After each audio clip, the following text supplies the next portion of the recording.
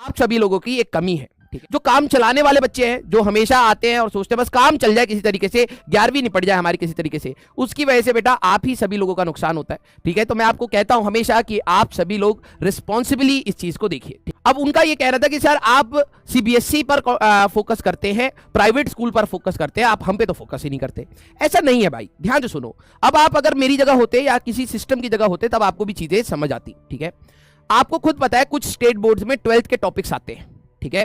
कुछ state boards में 12th के टॉपिक आते हैं। अगर मैं आपको अपनी प्रॉब्लम्स गिनाना स्टार्ट करूं कि मैं क्यों नहीं पढ़ा रहा उनको, सर हमारे लिए तो लॉस है, आपके लिए लॉस नहीं है। देखो भाई, हम लोग एक ही चीज को फॉलो कर सकते हैं। हर स्टेट बोर्ड में कुछ ना कुछ एक्स्ट्रा चीजें होती हैं, ठीक है। हम एक ही चीज फॉलो कर सकते हैं और हमारा प्राइम गोल है जेई। साइमल्टेनियसली हमारा गोल है कि हम लोग अपने बोर्ड्स को भी अच्छे से तैयार करते चले। लेकिन अगर आपके उसमें आपके उसमें मान लीजिए 12th के 3-4 चैप्टर आ रहे, 11th के नहीं आ रहे, अब आप क्या करेंगे, बोर्ड्स के चक्कर में 12th के 3-4 चैप्टर पढ़ा दीजिए। सर अगर मैं उसको अभी पढ़ाऊंगा ढंग से तो पढ़ा नहीं पाऊंगा, समय के हमारे पास लिमिटेशन है। फिर जब तू दूसरी बार पढ़ेगा तो तेरे को घमंड हो जाएगा कि तेरे को आता है, लेकिन आता कुछ नहीं होगा। और फिर वही बात है कि जो तेरा 11th का टॉपिक जो तेरे मिस हुए, तू कहेगा कि मैं उसको बाद में कर लूंगा क्योंकि अब तो 12th आ गई। इसलिए कहते हैं एक कॉमन प्लान हम लोग फॉलो कर सकते हैं, वो सभी के बेनिफिट के लिए ही है। जो आपके पर्टिकुलर स्टेट बोर्ड्स में कुछ चीजें जो एक्स्ट्रा आपसे पूछी गई हैं या आपके उसमें टॉपिक्स में है, वो आपका भी कर्तव्य बनता है कि आप उसको थोड़ा सा सॉल्व करें, ठीक है।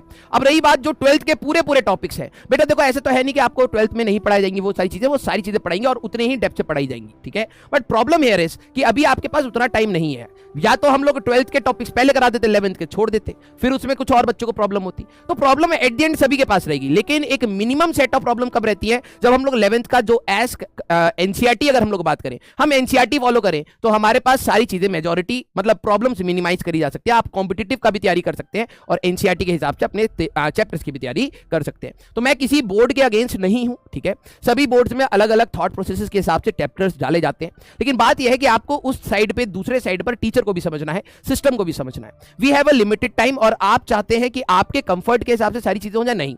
हम लोग हर चीज को देखते हैं और उसके हिसाब से देखते हैं कि कौन सी ऐसी चीज पहले पढ़ानी चाहिए, कौन सी चीज पढ़ानी चाहिए, कौन सी चीज अभी नहीं पढ़ानी चाहिए, कि मिनिमम सेट में हमारा पास काम चल जाए, ठीक है। तो आपको थोड़ा सा रिस्पॉन्सिबली भी चीजों को समझना। फिर से ये बार बार मैं आपको बताता आया हूं और अभी भी बता रहा हूं, बेटा रैंक आपके पढ़ने से आएगी, किसी के पढ़ाने से नहीं आती, ठीक है।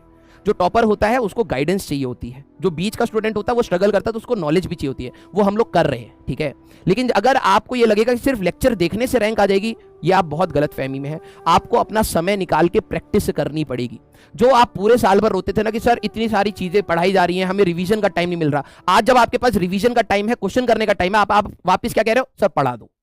समझो आप क्या डिमांड कर रहे हो। आप एक चीज पे अपने लिए वहां पर गड्ढा बनाया था कि 2 घंटे का लेक्चर है तो सर वो 3 घंटे लेते हैं, 3.5 घंटे लगते हैं। तो ठीक है, 6-7 घंटे तो नॉर्मल स्टडी होनी भी चाहिए थी जेई के लिए। अगर आप जेई के लिए प्रिपेयर कर रहे हैं, स्कूल के अपार्ट आपको 6-7 घंटे पढ़ना चाहिए था, तो पढ़ना चाहिए था, बैकलॉग बन गया।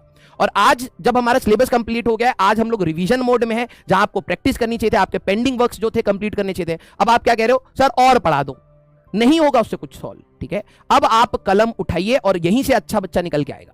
ये एक लूप है जिसमें वो बच्चा अगर सेंसिबल होगा, कॉमन सेंस होगी, तभी निकल पाएगा। नहीं तो मैं लिटरली बता रहा हूं, आप ऑफलाइन चले जाइए, आप पर्सनल ट्यूटर रख लीजिए, आप ऑनलाइन पढ़ लीजिए। विल चाहिए, विल, ठीक है, विल चाहिए। सबसे बड़ी बात है विल। अगर आपके अंदर विल है तो आप कुछ भी चीजें हासिल कर सकते हैं। बस बात है आपके अंदर विल होनी चाहिए। आप जो अपने ऊपर समय इन्वेस्ट करते हैं उससे बेटर चीज हो ही नहीं सकती। लेकिन यस, मैं आपको एक बात बोलूंगा, अगर आपके सेल्फ रिवीजन में टाइम लग रहा है, आपको लग रहा है कि सर मेरे को ज्यादा टाइम लग रहा है, तो जो आपको रिवीजन लेक्चर मिलेंगे आप उनसे भी कर सकते हैं। दोनों चीजें हैं, अब वही सेंसिबल बंदे वाली की बात है।